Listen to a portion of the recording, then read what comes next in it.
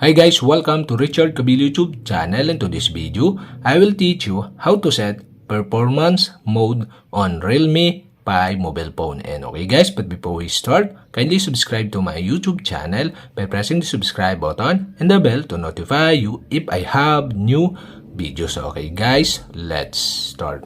So okay guys, here in your Realme 5 mobile phone, you'll have to do is go to settings. In settings, scroll down and go to battery. In battery, okay, scroll down and you can see here the performance mode. Okay, you can tap this. And now you can see the option.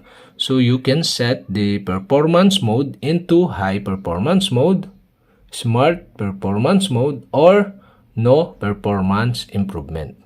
And okay guys, I decide to set the performance mode into high performance mode.